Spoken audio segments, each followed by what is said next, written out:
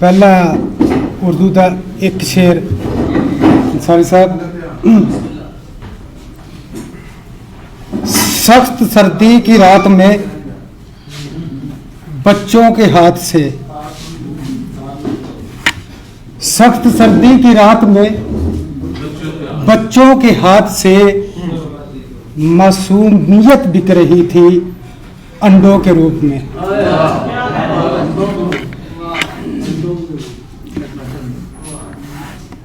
तीन शेर पंजाबी दे फिर गजल सुनांगा जी कि चौधर करदे विच मसीते।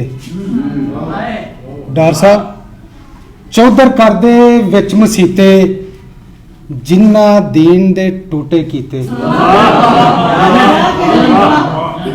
चौधर करदे विच मसीते जिन्ना दीन दे टोटे कीते ते बंबों वध धमाका करदे, बंबों वध धमाका करदे, बंबों वध धमाका करदे अथरू धी दे चुप चपीते। बंबों वध बंबों वध धमाका करदे अथरू धी दे चुप चपीते। मुगल साहब, प्यो दे कुल करान तो पहला,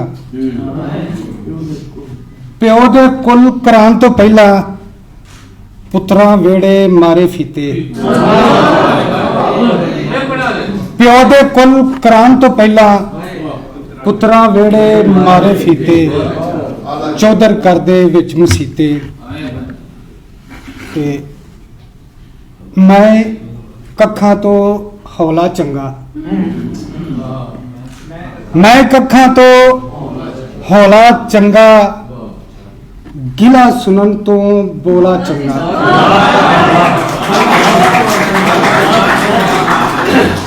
मैं कखा तो हौला चंगा गिला सुनन तो बोला चंगा सब दा गंद समेटे जेड़ा, सब दा गंद समेटे जेड़ा मैला तो खोला चंगा। सब दा गंद समेटे जेड़ा मैला तो खोला चंगा ते चुप चपीते मुनसफ नालों। जान साहब, चुप चपीते मुनसफ नालों कुत्तियां दा फिर रौला चंगा।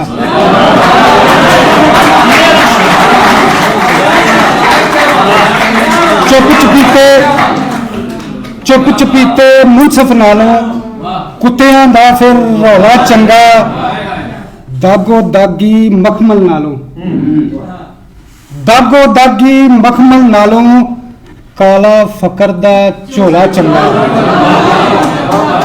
दागो दागी मखमल नालों काला फकर दा झोला चंगा ते मेरे नालों मैं आना वा, मेरे नालों भाई मैं आना वा तू ही आख परोला चंगा।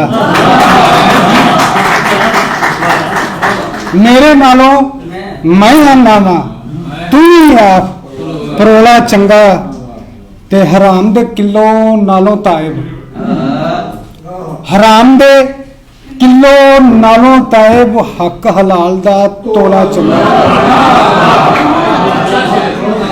हराम दे किलो नालों तायब हक हलाल दा तोला चंगा मैं कखा तो हौला चंगा गिला सुनन तो बोला चंगा।